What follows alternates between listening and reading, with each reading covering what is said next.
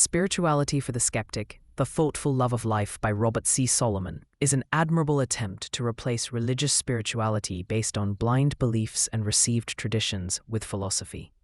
Solomon himself is a professor of philosophy in Austin, Texas. He has published multiple books on the subject, including A Short History of Philosophy and The Joy of Philosophy. This book, therefore, is not a study of spirituality as it has been known before from the perspective of a skeptic. It is instead an attempt to reconstruct spirituality from the ground up, drawing some limited inspiration and examples from previous spiritual traditions, but firmly rooted in philosophy.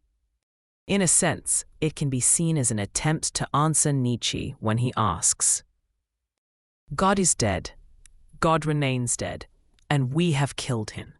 How shall we comfort ourselves, the murderers of all murderers?"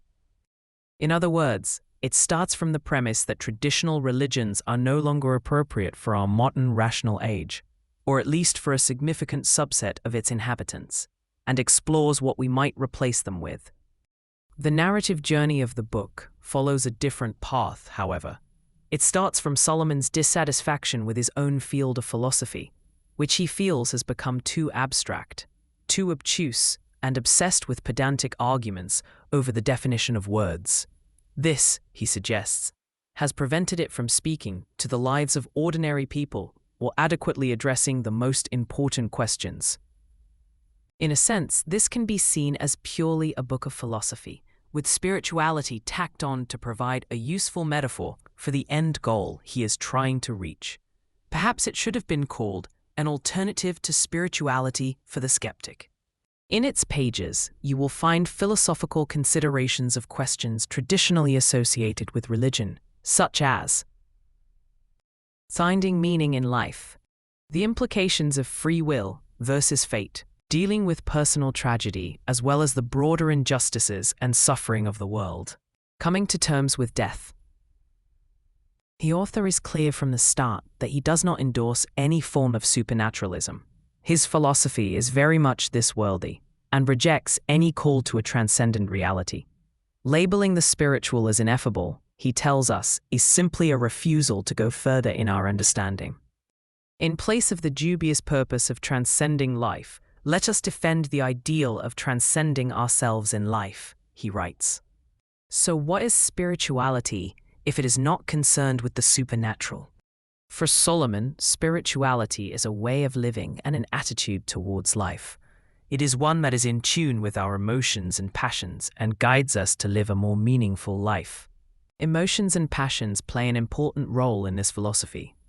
Solomon rejects the approach of traditions such as Buddhism and Stoicism, and many others, for putting some variation of peace of mind or tranquility as the highest good in life and the hallmark of spirituality. Instead, spirituality must be both rational and emotional. A significant word count is devoted to resolving, or rather refuting, the apparent opposition between reason and emotion. The resolution of this opposition is presented as one of the defining characteristics of spirituality. Reverence, trust, and love are put forward as the guiding ideals of such a rational spirituality as is a thoughtful love of life. In regards to the latter, Solomon describes spirituality as a kind of selective vision. He shares a metaphor in which a lover describes their ordinary-looking partner as the most beautiful in the world, not due to delusion, but because they see something in them that others may overlook. Spirituality, then, is the call for us to do the same with the world at large. Another important topic covered in this book is our sense of self and our place in the world.